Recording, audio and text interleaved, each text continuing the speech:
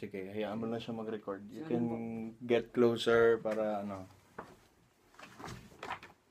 Okay, Aksyon Kabataan, episode 1. Okay. Dapat naman dalawa tayo. Walang yan, tayo na natin yan. Para naman hindi natin ginagawa to sa ano. Okay, so at very beginning, syempre nag-ready ka na ng recording mo, itong mga sound effects mo or something. Then we start. Magre-record muna ako.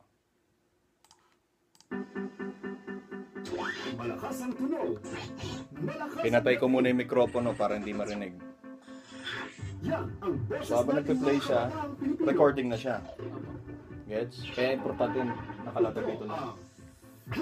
Makikita mo naman pag patapos na kasi mangingitim lahat yan eh. Hanggang dito lang pala tayo. Kasi nagpakilala to. Oo, alisin mo na yung ako naman po. Kung gusto nyo tayo, tsaka pwede nyo po. Ako na yan.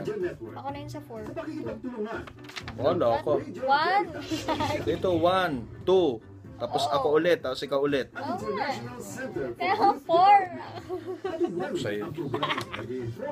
We will just stick on your script. Naghatian on the spot. Hoy, ayan na. Yun na ba? Bubukas na ako ng mic. Quiet. Tahimik na tayo ha. Aksyon Kabataan Asia.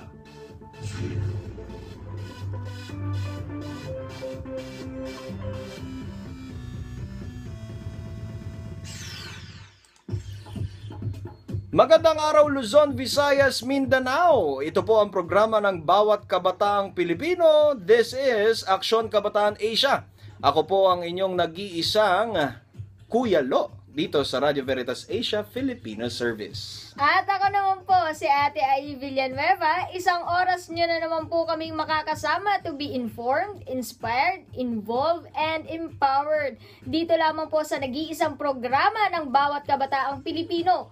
Huwag na pong ilipat ang pihitan ng inyong radyo dahil nakakabusog ang show na ito.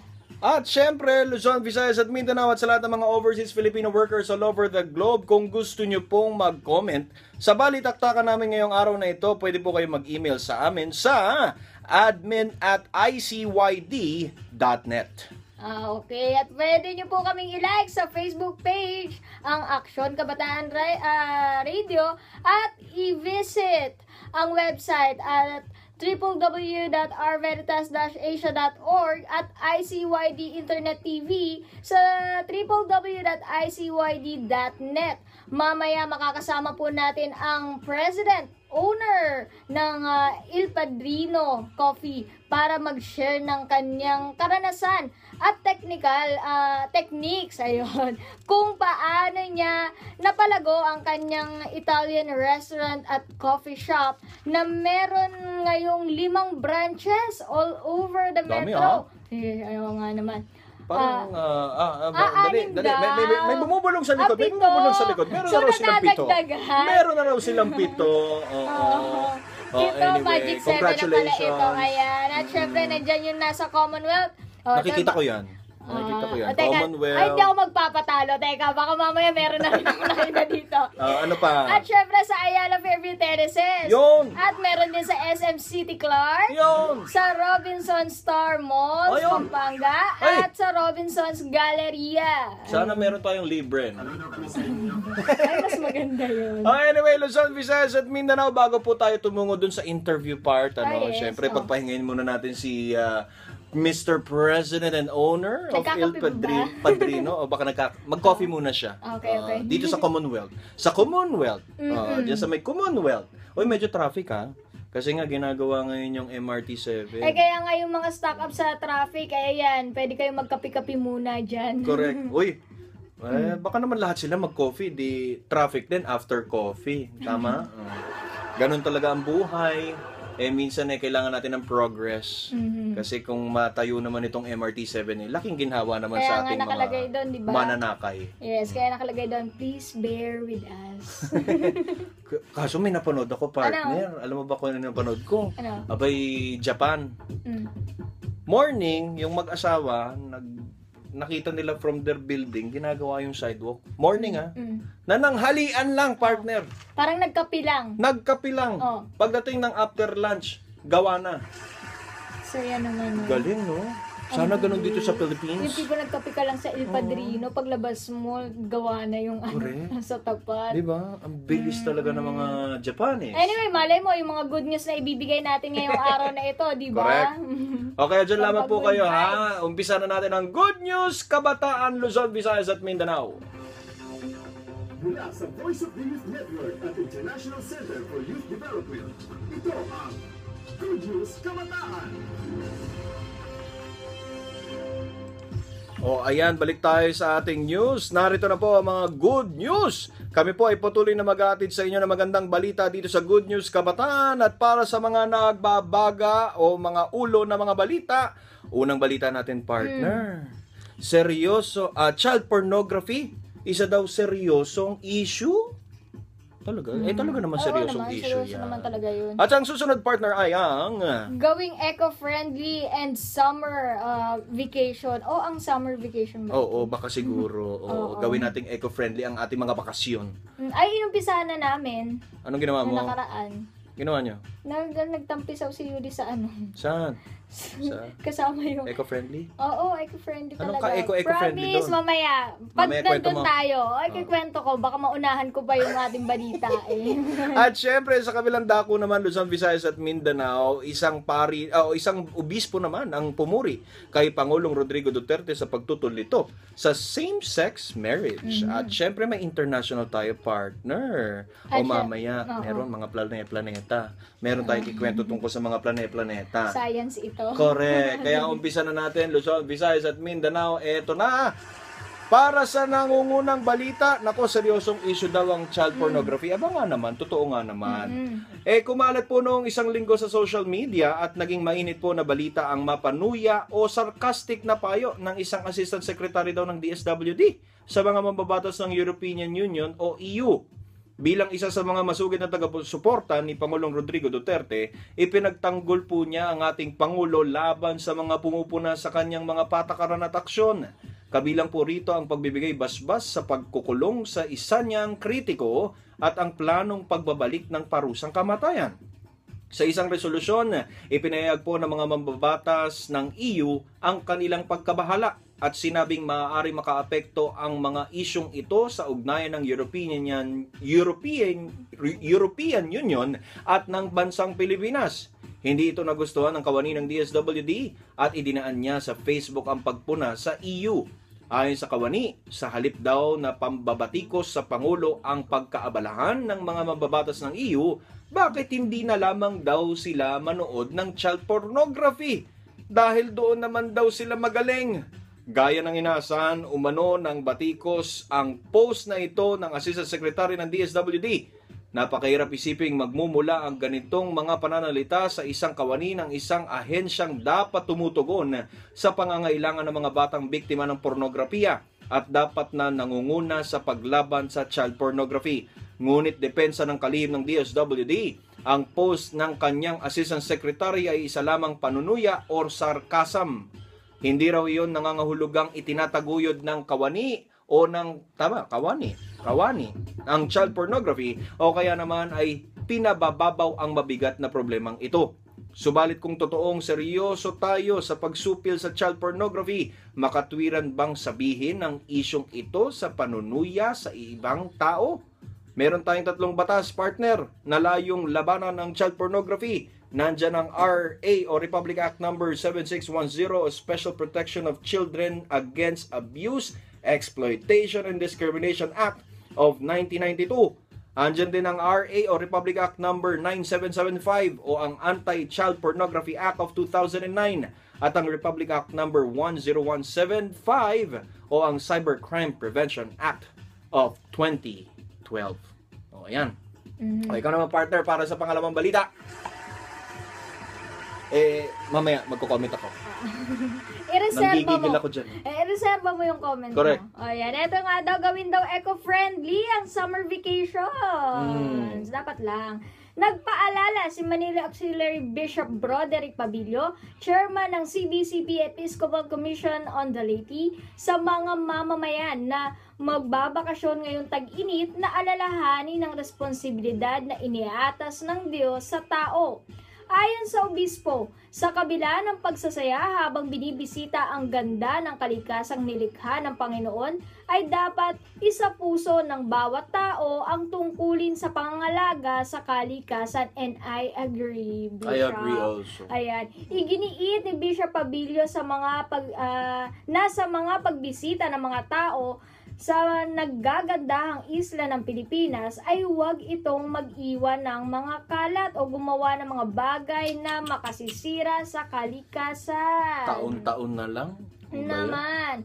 Bahagi ng pahayag ni Bishop Pabilio sa Radio Veritas, and I quote, ngayong summer vacation, sana isipin ng mga kabataan natin ang panahon na ito na talagang makapag-relax at makagawa ng kabutihan. Lalo na ang kabutihang magagawa natin ay hindi lang pagbisita kundi pangangalaga sa ating kalikasan. At kung tayo'y bibisita naman sa magagandang beach natin, magandang mga lugar natin, sana ay huwag nilang sirain at huwag silang mag-iwan ng mga makasisira sa mga ito. End of quote. Naalala ko yung Bakit? inabutan ako ng papel ng pulis sa Boracay. Bakit? Nagpapahena tattoo ako. Sabay yung sigarilyo, pinatay ko sa buhangin. Ay, Inabutan ako 500, partner. 500 yun, multa. Multa. Nagsisi talaga ako dun. Ay, Sorry po, inang kalikasan. Anyway, Luzon, Visayas at Mindanao. Ito naman! Susunod naman natin. Nako, talaga nga naman sa ating pangatlong kwento, ha?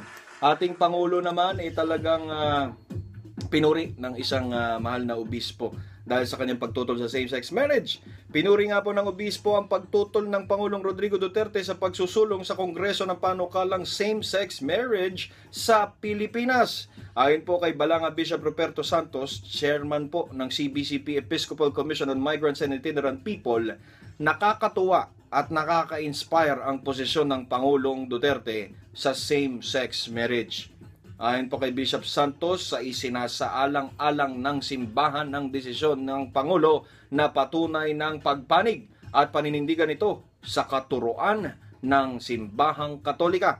Sinabi pa ng obispo na ipinakita lamang ng Pangulo na ang pag-aasawa ay nararapat lamang sa isang babae at lalaki na siyang magdudulot ng isang matibay na pundasyon ng pamilya na magpapatatag sa ating lipunan. O, may bonus tayo, partner. On the number 4! O, ito na yung mga yung mga planeta. Okay. Malay mo, makalipat tayo dyan. At para naman po syempre sa international news, oo nga pala, naghahanap ka nga pala ng malilipatan. Ang gulo-gulo na sa planeta. Oo. Eto, sa unang pagkakataon na diskubre ng mga astronomer ang 7 planeta na kasing laki ng Earth na umiikot sa iisang bituin. Saan yan, huy? At maaaring may nabubuhay sa mga bagong mundong Magpabook ito. ka na. Pabook ka na. Depende kung may promo. May piece of fare, ano? Oo, ayan. Ang grupo ng mga planeta ay halos 40 light years ang layo mula sa constellation ng Aquarius. Ano kang ano? Compute Di ba mo nga ano ka? yun. Aquarius ka ba? Oo. Sabi ko, ay nako, ikaw talaga para dito. Ayan. Pwede ako dyan, matubig. Ayan, at ayon nga sa NASA at sa Belgian-led research team na nagpahayag ng tuklas noong Miyerkules, eto na, nakapalibot ang mga planeta sa bituing tinatawag na TRAPPIST-1 na halos TRAPPIST-1? kasing laki ng Jupiter. Uy. Ayan. Okay. Magpapatayo ako ng Sumakay pure naman. gold dyan at saka ng... Ayan na naman eh. Ayaw talaga i-give up yung... Ako ang unang-unang pure gold dyan sa planeta. Sige. Ayan. At 3, ang NASA tinatawag na habitable zone. Ang lugar sa paligid ng bituin na mayroong tubig. May magaganda rin At kaya langis. isla dito. Tubig at langis. At posibleng may nabubuhay. Ang iba naman ay nasa bungad nito. Ayun. Ang nakakatakot dyan, mayroon na talagang tao dyan. Ano kaya paglipat mo na may tao talaga dyan? Naniniwala ka ba doon? Ako naniniwala ako doon. Naniniwala kang Kasi something is napakalawak out ng there. eh. Oo, di ba? parang hindi imposible na Baka meron mamaya mas advanced pa sila. elemento or something na nabubuhay sa iba. Tsaka mas malala nun, baka mas advanced pa nga sila sa atin. O baka nga mas naka-iPhone 10 na dun eh. Tayo hanggang iPhone 7. Hindi, hologram na. Oo. But anyway, nako ha, bago po tayo magbigay ng sandamakmak pa natin komentaryo, Luzon, Visayas at Mindanao, abay magpapatugtog muna ako. Isang, alam mo ngayon ko lang napakinggan itong Planet Shakers na ito. Oo, tinan mo ito talaga si Kuya Sorry, Peter. Ngayon lang Meron nagbigay pala ng, eh. meron pala isa pa. Pinahirapan mo naman kami. Diyos ko, kanina pa kami naghahanap ng panibagong kopya. Hindi, okay lang yan. Anyway, Luzon, Visayas at Mindanao at sa lahat ng mga kaibigan natin sa Himpapawid, dyan lamang po kayo, magpapatugtog po muna kami ng isang awitin mula sa Planet Shakers. At ito po ay may titulong Nothing is Impossible. Abay, talagang nothing is impossible with God. Di ba? O, dyan lamang po kayo, kami po ay magbabalik.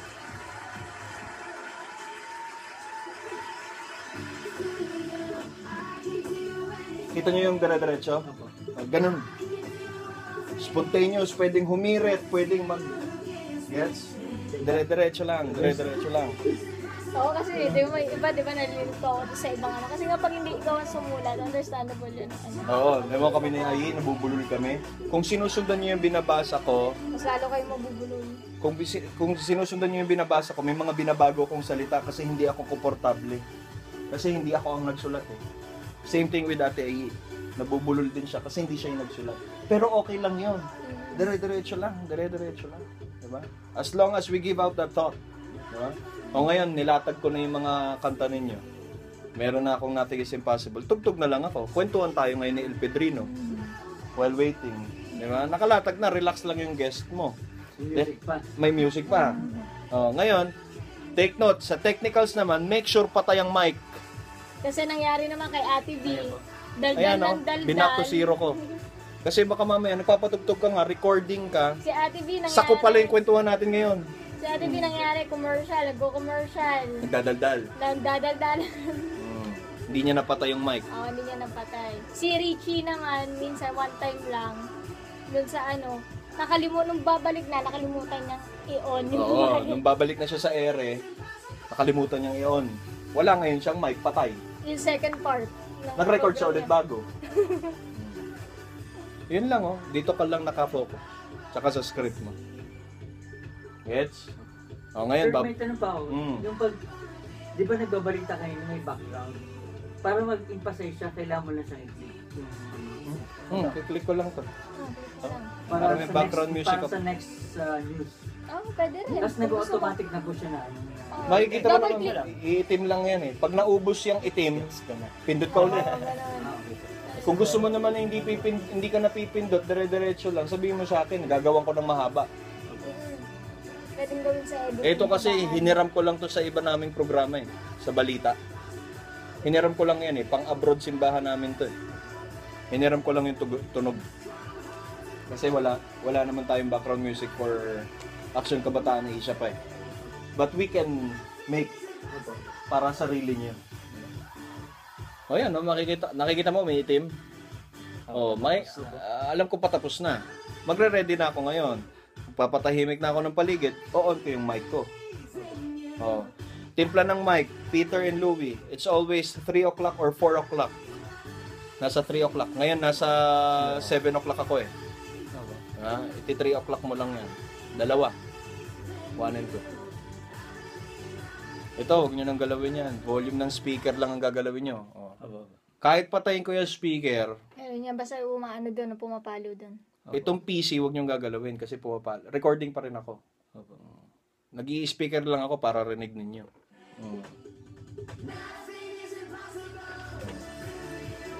After nyan, pwede ako, para meron akong gap, pang fill sa gap bago ako pumasok. Wait.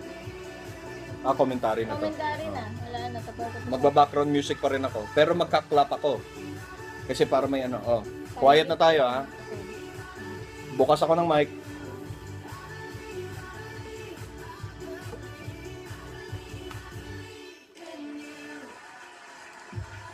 Ayun na nga ba sinasabi ko sa inyo eh. O, di ba? Nothing is believe. impossible. I believe in you. I really believe that nothing is impossible. Nako, nowadays, napapansin mo, partner, last week Tuesday and last Saturday, partner, nagkaroon ng pagyanig. Oo nga. Ang balalawigan ng Batangas. Ako maraming mga nagagalit na nga si director ng FIVOX ha. Di ba? Sabi niya, nagagalit siya yung mga nagpapakalat ng The Big One. Oo, sa Facebook. Sabi niya, itigil nyo yan kasi nobody can predict. Pero ako naman, iba paniniwala ko. Lahat tayo nananalangin na hindi mangyayari ang The Big One. With God Himself, nothing is impossible. Amen? Amen. Nothing is impossible. Hindi ako natatakot dyan sa The Big One. Takot na takot lang. Pero di ba wala rin naman masama kung maging ready tayo. Oo naman. Ayan nga sinasabi ko dun sa programa ko nung Martes sa kwento ni Kuya Lo. Talagang hindi mo talaga maiiwasan ng natural disaster. Yes. Hindi natin alam, baka pinagbabayaran na natin yung kapabayaan na ginawa natin decades ago sa ating inang kalikasan. Di ba? Tsaka We kayo really don't mismo, know. halimbawa sa pamilya nyo, mag-usap-usap kayo kung ano ba yung plano, halimbawa, just in case mangyayari yun, kasi i-anticipate na natin na baka mamaya mawala ng communication. Correct. Mga Saan kayo ganun. magkikita? So, alam nyo, yung mga ganun. Well, anyway, Luzon, Visayas at Mindanao, mabalik tayo doon sa ating mga naikwentong mga balita para sa ating kabataan, yung ating good news kanina, no? Umpisa natin doon sa child pornography, yung tungkol po doon sa naging panayam kay DSWD Assistant, sino na nga ba iyon? Hindi natin na-mention yung name niya, no? But the Assistant Secretary of DSWD, kinukot siya ngayon dahil sa naging what do you call this, reaction or comment niya doon sa pambabatikos ng European Union sa ating Pangulong Duterte, kung saan kanyang nasambit ang mga salitang manood na lang kayo ng child pornography, diyan naman kayo magaling eh. And that is not a funny quote, no? That is not a funny quote. Kaya naman kung galing sa nabatikos isang miyembro ng pamahalaan. Yes. Diba? Sabi nga, DSWD pa, Assistant Secretary pa ng DSWD ang nagsalita. Ang DSWD ang dapat nangangasiwa sa mga ganitong klaseng issue ng lipunan. Child abuse, child pornography, etc. Sila yung dapat sensitive. Correct. Kaya nga ating din nabanggit kanina sa ating good news, kung saan nabanggit din natin yung mga Republic Act, kung saan nagko-cover ng pagproteksyon sa ating kabataan, lalo na po yung Special Protection of Children Against Abuse, Exploitation, Discrimination, andyan yung Anti-Child Pornography Act, andyan yung Cybercrime Prevention Act, na nagpoprotekta. Tapos DSWD ka, bigla kang magko-comment ng ganun. Tapos dinepensa naman ni Secretary. Sabi niya, ano naman yun eh. Sarcasm lang daw. Sarcastic lang naman siya noon. Sarcasm lang yun, sarcasm comment lang yun, wala lang yun, pero still ikaw ano side? Ako ang side ko diyan parang hindi, tsaka pag ano ka nga, alam mo naman ngayon maiinit, tamata ng mga ng taong bayan sa mga nasa gobyerno. Correct. Kahit sabihin mo halimbawa personal account mo sa Facebook yan. Correct. Wala social media pa rin yan, o kaya lalo na kung sa mga media mo binanggit, press con. Dapat yung mga ganitong sensitibong aksyon o sensitibong issue hindi mo ginagamit sa mga komentong ganito. Sana nag-isip ka na lang. Sana ang naging comment mo na lang, Assistant Secretary, ito naman payo ko lang sa'yo. Sana ang naging comment mo na lang, manood ka na lang ng Probinsyano. Diba? May matututunan ka pa, tama? Inaangat ni Coco Martin ng tsapa ng mga pulis. Hindi ko nga napanood yung kahapon. Tapos na ba? Hindi pa, wag mong tapusin. Maganda ba? Hindi ko na napapanood kasi hinahabol ko yung Walking Dead ko Nanonood ako ng Walking Dead nag-season finale na pala. Habang may umuubo dun sa likod ko. Si Kuya Peter ng ICYD. But anyway, Luzon, Visayas at Mindanao, kayo rin bilang mga social media users, be careful. Minsan din kayo rin may ganyan nagko-komento kayo sa mga comment boxes o kaya minsan nagpo-post kayo ng inyong mga status, gagamitin niyo yung mga sensitibong mga isyong katulad ng child pornography para batikusin o kaya naman ayan, may nagbukas na ng pinto. Sinasabi ko sa inyo. Hindi kinaya ang sensitibong issue ng child pornography. Ayan. Mamaya ka sa akin. Okay. Anyway. Yun lang. Yun lang sa akin. Sa child pornography na yun sa akin. Dapat manahimik na lang kung wala kang isasambit na mabuting salita. Yes. Di ba? Tama. Na silence means silence means Yes. parang walang connection dun sa Silence is the best policy. correct. Uy, excited ako dun sa sinasabi mo naman dun sa kabila, yung kabila nating kwento, yung Eco-friendly? Eco-friendly. Hindi kasi nga summer may kwento na. ka. Ito na si Ate. Naman, napakainit ng panahon ngayon. Talaga naman ng mga Pinoy, isa to sa pinaka-aabangan na panahon din, kahit napakainit, kasi ito ang napakaraming bonding time sa mga chikiti. Yan yung sa naumpisan nyo. pamilya. Hindi yun, na nakaraang weekend. Nag-swimming siya saan? Ayaw pa sabihin. Sapa. Sapa. Saan Ang yan? daming fish. Saan sa yan? Batangas. Uy, buti Kaso, hindi ka. ayun nga Kaya hindi kami umakyat ng bundok kasi nga baka mamaya, Wait lang, malakas kailan bang daw. weekend yan? Sabado Ito kasi lang. yung pagyanig Kailan kayo Sunday. hindi kayo nakaranas ng aftershock? Hindi, merong mga recorded pero mga 2 magnitude, na lang, mga 2, ganun. Okay. Pero day before daw, napakalakas daw. Tsaka sa kabilang side naman, ito, bungad lang kasi to Okay. Ganun talaga ang buhay. Tapos, ano bang... So yun nga, sinasabi natin ay mag-uumpisa sa atin, lalo na sa mga magulang, at turuan Gwapo ko natin dun, ng mga... Sabi ko Nakita na ko lang. nga ba. Nakita ko lang. Turuan natin ang ating mga anak, mga kaanak, at syempre kasi hindi lang sa mga bata ang dapat na turuan, dahil alam naman natin minsan nangunguna ang matatanda sa pagsuway sa mga batas at hindi lang batas. Alam mo, minsan kailangan pa ba natin ng batas para talagang tumino? Ewan ko. Minsan kasi Actually, may batas naman, partner, hindi lang na-implementa. Kasi ang punto ko dyan, taon-taon na lang, tuwing summer. Hindi nawawala sa kwento ng larangan ng media yan. Yung paalala na alagaan, etc., gawing eco-friendly, chuchu-chuchu, talaga hindi nawawala sa kwento yan. Tapos ngayon, di ba, magkakameron ng mga komento. Alam mo naman, usong-usong ngayon ng mga vlog. Correct. Na yung gantong, look, ang pangit-pangit na. Dati ang ganda-ganda. Correct. Nakakalungkot. Tapos, minsan, isisisi nyo doon sa mga nagme-maintain. Tanungin nyo muna yung mga tao, tanungin natin, yung mga sarili natin. Ano ba, lalo na kung kayo, nakapunta kayo doon sa lugar na yun. Nung pumunta ba kayo, inayos nyo yung pag-uugali nyo habang nandun kayo. Pag-uugali Baka mamaya kasi. Pag-uugali. Bakit? Ilang upos ng sigarilyo? Ilan? Sa ashtray kaya ako. Tinapon sa Boracay. Ewan ko sa'yo, isa lang yun. Na 500 ako dun. Hindi ko napansin, may fulis. Sorry. Pasensya po. Anyway, yun nga. Kasi babalik din po sa atin lahat yan. Baka Correct. mamaya hindi lang summer. Alam mo naman, ang mga halimbawa, mga baha ngayon. Uy marami nagrereklamo ngayon sa Boracay. Ang lumot daw, hindi na hanggang Station 1 lang. Pati 2-3, meron na rin daw. Ang huling Meron punta nga. ko ng Boracay, hanggang 1 lang hanggang kay Meron Grotto na. lang Oo, kay Grotto lang. Ako yung ngayon. Grotto area lang. Tapos 2-3 maayos 3 medyo mabato. Pero 2-3 maayos Ngayon daw, buno na. Saan nyo na naman sisisi yan? Ha? Saan nyo na naman isisisi? Ano yan yan ang tinatawag na...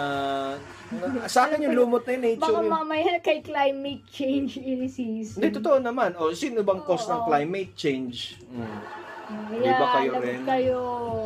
Paluin ko kayo riyan but anyway, Luzon, Visayas at Mindanao, ito naman tayo kay Father Balanga Bishop Roberto Santos sa kabilang dako ng kanyang pagpuri kay Pangulong Rodrigo Duterte. Well, ako naman, I really appreciate our president, no, na talagang nag-oppose doon sa proposal na same-sex marriage ng ating bansa. Sabi ko nga sa mga nakaraan nating mga kwentuhan sa ibang programa, same-sex marriage is for me is really a no-no. Why?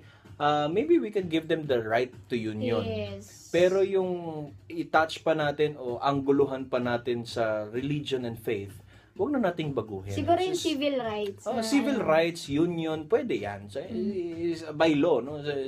Pero yung papasok mo pa, ipipilit nyo pang pumasok sa simbahan, sa pintuan ng altar, pwede po kayo pumasok. Kayo po ay libreng-libre. Sabi nga ni Pope Francis, di ba? Who am I to judge sa mga homosexuals, di ba? Who am I to judge? If they are seeking the word of God, who am I to judge? Okay, kayo welcome. Pero pagdating dun sa ating mga sakramento, huwag nyo nang pakialaman yung sacrament of matrimony. Yung sacrament of matrimony, pang babae lalaki lang yan. Yan po ang tinuturo natin sa GMRC at Christian Livelihood Education na ang marriage for mommy and daddy. Di ba? We do that marriage to produce and, create another human being out of love. And that's what we call the miracle of life. No? Wag na po natin pasukin yun. Kami po ay rumirespeto sa mga homosexuals, no? As long as, sabi nga ni Pope Francis, as long as they seek the word of God, wala tayong karapatang husgahan sila. But when it comes to this, para sa akin, sige na, okay. Yes. Okay na kayo, At mag-enjoy na kayo saka dyan. lagi natin nire-remind na sana wag na palalain pa, lalo na ng mga, alam mo na, mga social media warriors. Kasi nga katulad ng sinasabi natin, lagi naman dapat nadidefine ng maayos. Kasi karamihan naman na sa mga membro ng LGBT, ay ang talaga namang hinahanap nila is yung civil rights, na maging patas man lang. Pero, yun nga, when it comes to yung sacrament, ay dyan na medyo magkakatalo-talo. Correct. Ako simple lang. Ito, kayo mga homosexuals, we love you, God loves you, Mama Mary loves you.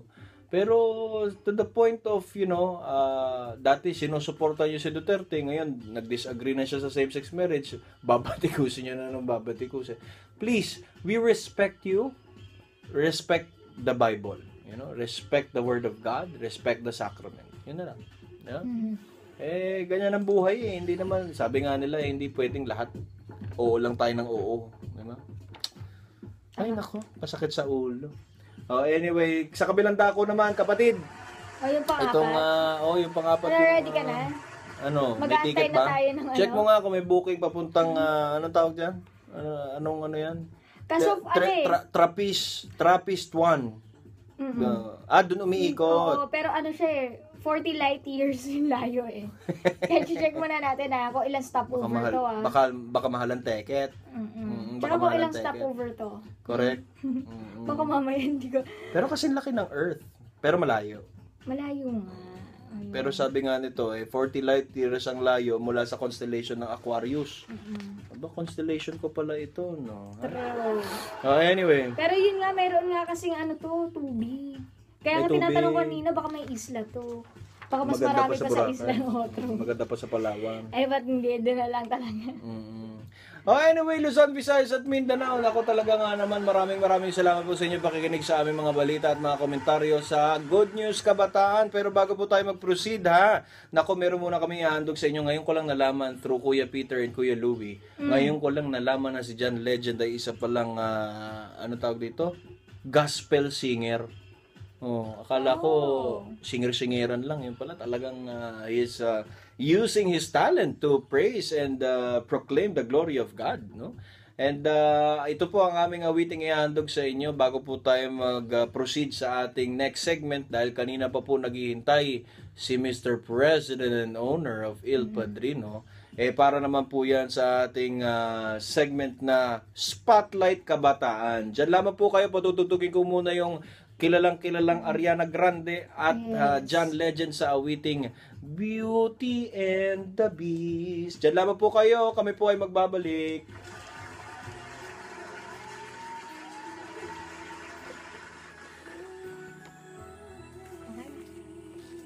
Ngayon papakita ko lang sa inyo Ngayon kung kayo ay aaproba, you have two options. Pwede niyong i-record to, i-record niyo ulit bukas para kayo na yung boses. Or sa launching sa Webes, itong recording na ginawa namin ngayon, ito ang isasalang ko, pero ipapasok yung interview nyo kay Il Padrino. So you have two options. Ito kasi ginawa namin for you para makita niyo yung execution kung paano. Ngayon, you have two options. Are we gonna use this? Or you want to record it tomorrow para own talaga ninyo yung program? Ang suggestion ko po, kayo muna. Pero magka-practice kami. Titingnan namin bukas. Pwede Okay. ba? Oh, wala problema. Kayo muna yung sa launching, kasi kami naman yung gagayahin namin yung ginawa nyo. Pero kung kaya nyo, Kung maganda naman Papasa ko sa inyo, bukas. pwede. Oo. Pero maaga, ha? Opo. Maaga. Kasi may meeting ako bukas ng gabi. Ngayon, kasi para hindi kami ni AI kasi hindi amin to. Oo, para yung addition launching kayo sa ano. Alam nyo, kung gagawin nyo to bukas, kayang-kaya nyo to. Oo. Napakadali, kayang-kaya nyo yan.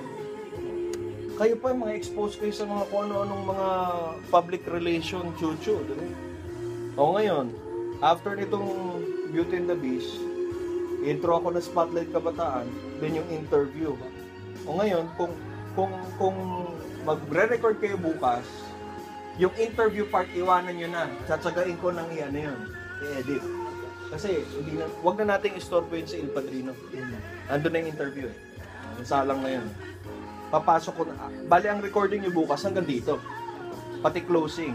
Ngayon, execute natin yung closing. Kasi yan na lang yun, no?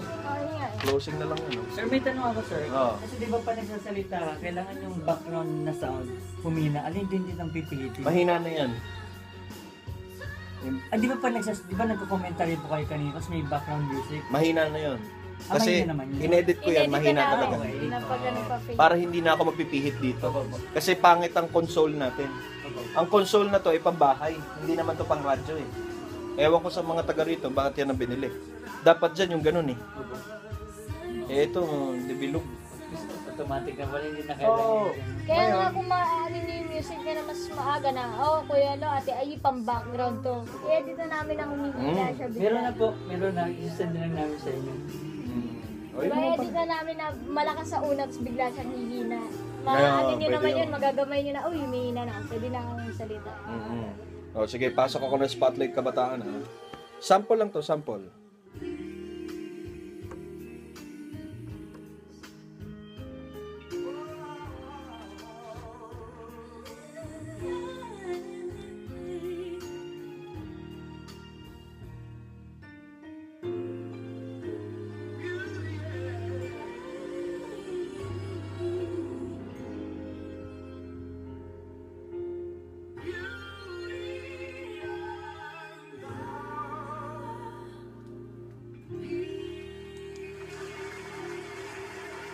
Akala ko, partner, tayo na yung kakanta ng ending eh.